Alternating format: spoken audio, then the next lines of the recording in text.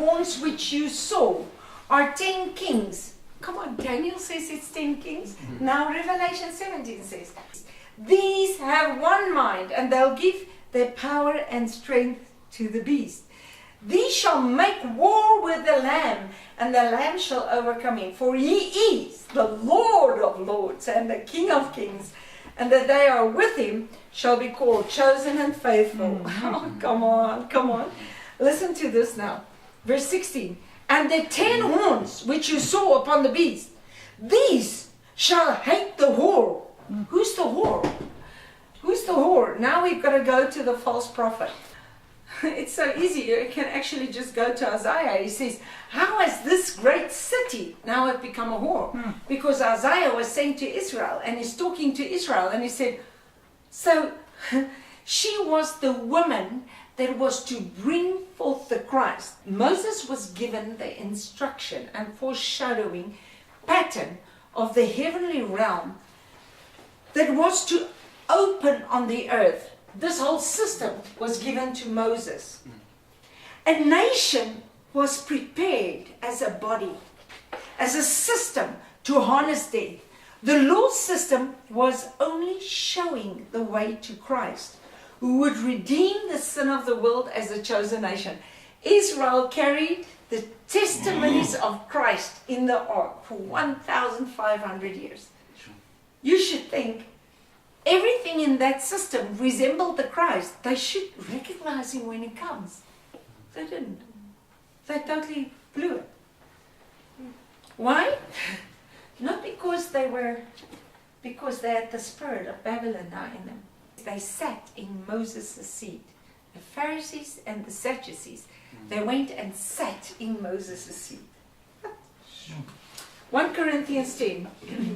They all ate the same spiritual meat. They all drank the same spiritual drink, for they all drank from that spiritual rock which followed them.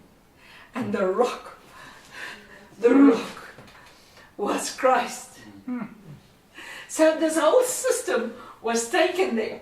But the Christ, the Lamb, the rock, this is so awesome. He's water, he's fire, he's a rock, he's a lamb. Come on, can you imagine it? They drank from this rock. But the nation was symbolized by a woman that was to bring forth the Christ when the fullness of time came. The law was a woman, and Mary was a woman. Revelation 12:1. And there appeared a great wonder in heaven. A woman clothed with the sun and the moon under her feet, and upon her head 12 stars. Please. When Joseph came, he had a dream. The sun and the moon and this 12 stars bowed before him. Come on. Israel was actually the heavenly elements. So what happened in this time of tribulation? The stars fell. The sun darkened. The moon didn't give her light anymore. We read it all in Revelation. This is what is happening there. Now, they became now the fig tree within the vine. Fig means we will do it our way.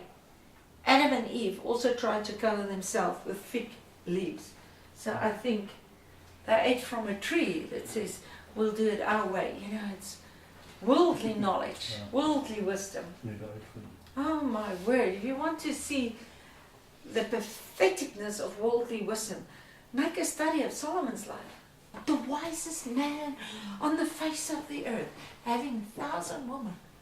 That's not crazy.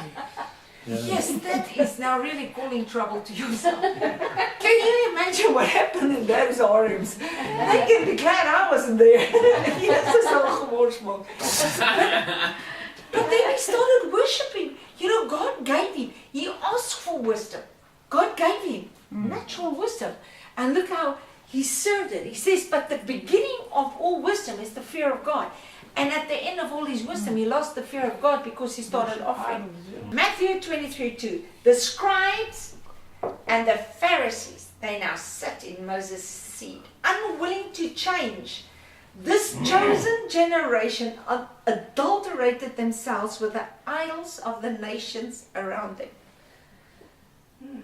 They killed the prophets that God sent them until they became captives in the very land that symbolizes and is undescribed by the Antichrist. The spirit of Antichrist, Babylon. This marks the starting point of this destruction and total removal of Jerusalem and the temple. Isaiah screams to them, it's for your sake that you are taken to Babylon. Because now God can start working, taking it out. Why? Because God Himself will now come in and pay the price and do it. Now in Babylon, instead of repenting, they took their rebellion to a higher level. They created their own system of Sadducees, Pharisees, rulers, and synagogues. You know, Revelation says, God hates it when people call themselves Jews. He says they are from the synagogue of Satan. Do you know what it means, sir? How can you call your church a synagogue? On returning from exile, they rebuilt the temple without an ark. The veil was a Babylonian tapestry. And you know what? Then Herod, an Arab came, half Arab came, he was not even a Jew. He made a monument of the temple. Sure. But there was no ark. The ark is gone till today, they can't find him. They actually say they have found him. They say they found it under the dome of the rock, but nobody can go there. The ark disappeared when they were taken to Babylon. People say they think Jeremiah and them hid it there. The ark that represents God's presence disappeared. And now they just kept empty rituals. The dove is gone and the dung is left. They have killed God's prophets. And now they allied with Rome to take out the Christ. No wonder Isaiah calls out. Isaiah 1:21. How is this faithful city become a harlot?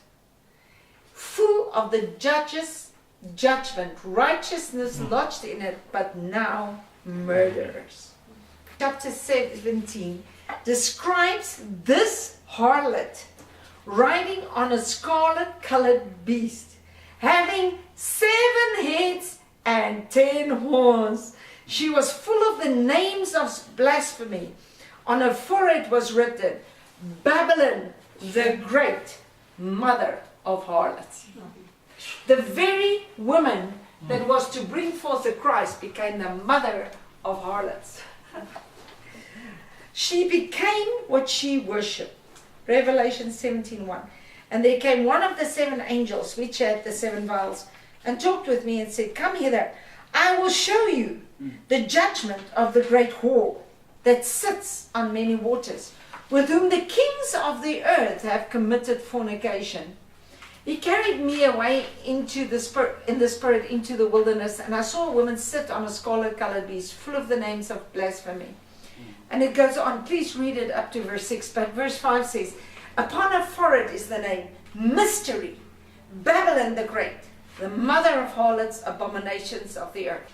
She whored around with the systems of the world that she was the carrier now of the spirit of Babylon, where she should have been the carrier of the Christ. The false prophet. The very woman nation that was to bring forth the Christ turned to harlotry and was made drunk with the blood of the prophets and the beast. In Revelation 23, they cry out and they say, How long before you revenge our blood? Revelation 17:18, the woman which you saw is that great city which reigned over the kings of the earth. The very system that was to bring forth the Christ missed it totally. So, what is the deception? Remember, I started in the beginning. Satan has no more power. The dragon is dealt with. The beast collapsed because of the stone. Come on. The false prophet, she was revealed. Now we're going to see her judgment. So, what is the deception? The devil comes down like a roaring lion. And you know what he wants to do? He wants to take us back to a temple in a location while the temple of God is being built. Here we are. You don't have to go nowhere to get to the temple of God. Here it is. Paul cries out. He says, "What? Know you not you are the temple?" Do you understand? What is the roaring lion?